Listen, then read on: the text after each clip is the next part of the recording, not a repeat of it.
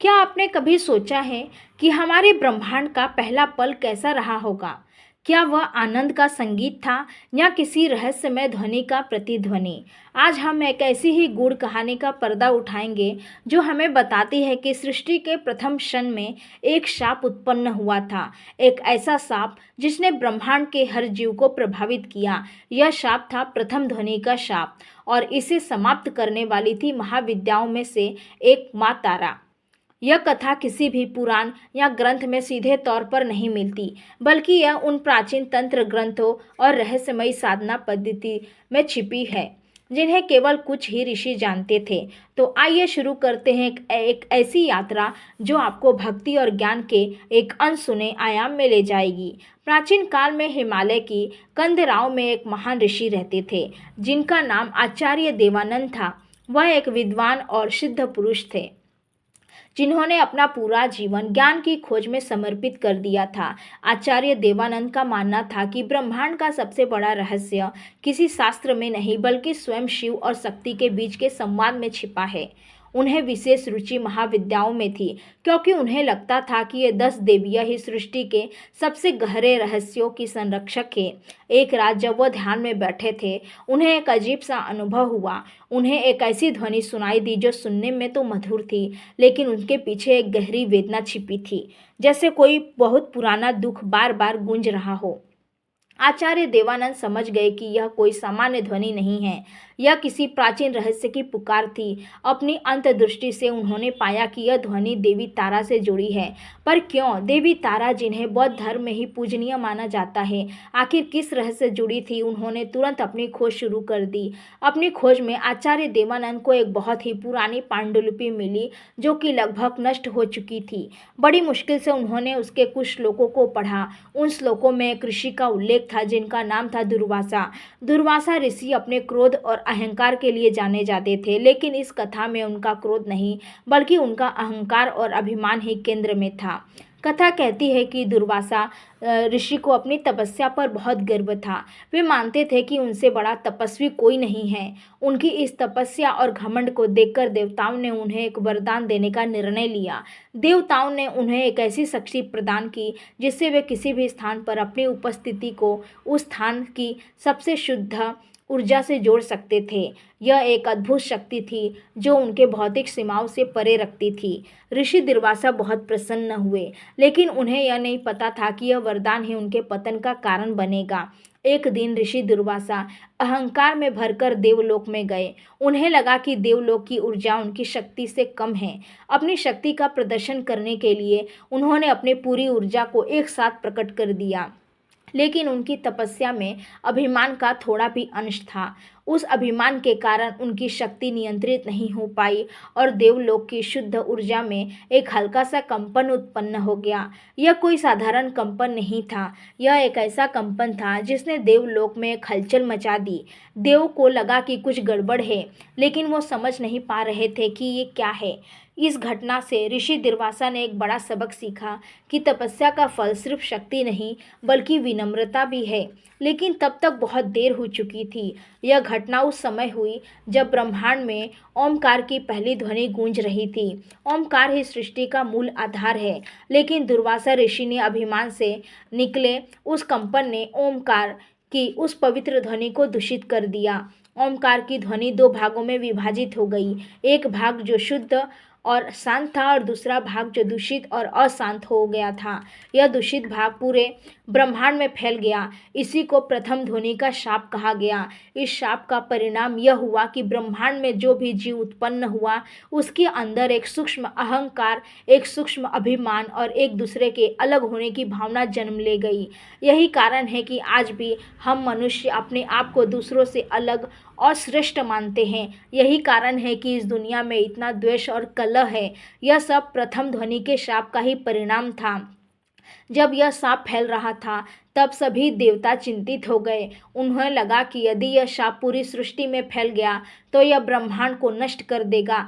तब सभी देवगण और ऋषिगण उस ओमकार के शुद्ध भाग के पास गए जो अभी भी अविचलित था। उन्होंने उस शुद्ध भाग से प्रार्थना की कि वह एक ऐसी शक्ति को उत्पन्न करे जो इस शाप को समाप्त कर दे। सभी देवताओं की प्रार्थना से ओमकार के उस शुद्ध भाग से एक तेजस्विनी, एक भयंकर और एक शांत स्वरूप वाली देवी प्रकट हुई। उनका रूप अत्यंत उग्र था। उनकी जीभ बाहर निकली हुई थी, उनके बाल बिखरे हुए थे और उनके हाथों में एक तलवार और एक मुंडमाला थी। उनका यह उग्र रूप देखकर सभी देवता भयभीत हो गए, लेकिन उस देवी का चेहरा शांत और करुणामय था। यह देवी कोई और नहीं बल्कि महाविद्या माँ तारा थी।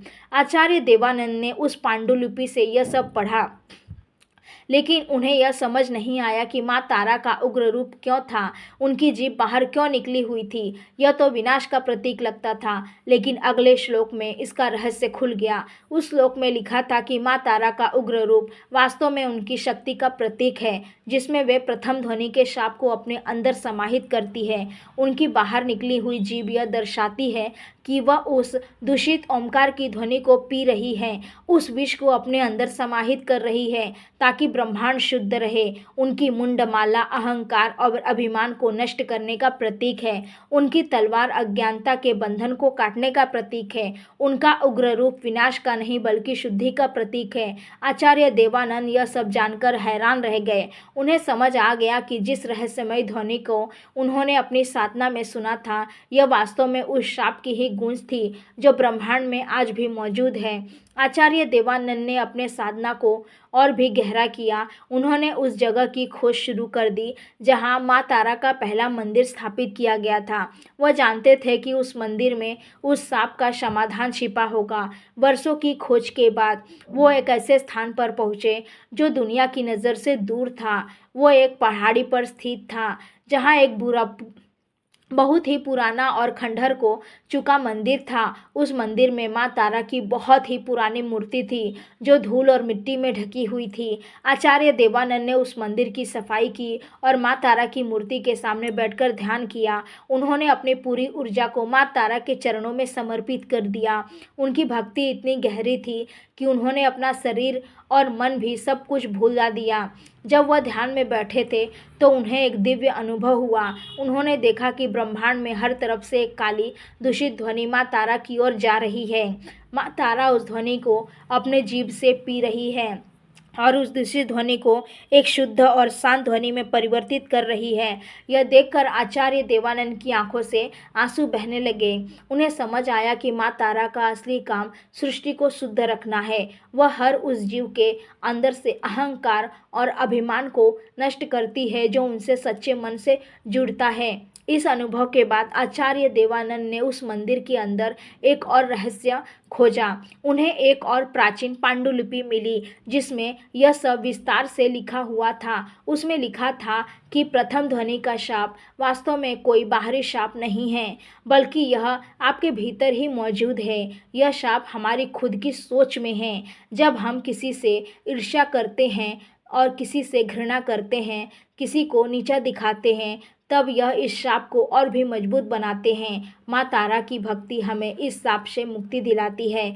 जब हम सच्चे मन से माँ तारा की पूजा करते हैं तो वह हमारे भीतर के अहंकार और द्वेष को नष्ट करती है। वह हमें यह सिखाती है कि हम सब एक ही ओमकार के अंश हैं और जब हम इस सत्य को समझ जाते हैं तो हम एक दूसरे से जुड़ जाते हैं। अंत में यह रहस्य उजागर हुआ कि माँ तारा का उग्र रूप विनाश का नहीं बल्कि सृजन और शुद्धि का प्रतीक है। वह शक्ति है जो हमारे भीतर के अहंकार को समाप्त करती है। वह हमें यह सिखाती है कि सबसे बड़ा युद्ध बाहर नहीं है बल्कि हमारे अंदर है, हमारे अहंकार और अभिमान से। इस कथा का गहरा संदेश यह है कि जब हम अपने भीतर के प्रथम शाप को पहचान लेते हैं और उसे शुद्ध करने का प्रयास करते हैं, तभी हमें सच्ची शांति और मुक्ति मिलती है। माँ तारा की भक्ति हमें यह मार्ग दिखाती है। उनकी उनकी पूजा सिर्फ मूर्ति पूजा नहीं, बल्कि यह हमारे अपने मन को शुद्धि करने की एक प्रक्रिया है। यह कहानी हमें यह सोचने पर मजबूर करती है कि क्या हम भी अपने भीतर के उस प्रथम शाप को मिटाने के लिए तैयार हैं। क्या हम अपने अहंकार को छोड़कर उस प्रेम और शांति को अपना सकते हैं जो हमें एक दूसरे से जोड़ती है। यही इस कथा का सबसे बड़ा रहस्य है। यही माँ तारा की सबसे बड़ी लीला है। जय माँ तारा। अगर आपको ये वीडियो पसंद आया हो तो इसे लाइक और शेयर करना ना भूलें और ऐसी ही ज्ञान से भरपूर कहानियाँ देखने के लिए हमारे चैनल सुमन भक्ति स्टेटस को सब्सक्राइब ज़रूर करें। बेल आइकन दबाना ना भूलें ताकि हर नई कथा की सूचना सबसे पहले आप तक पहुँचे।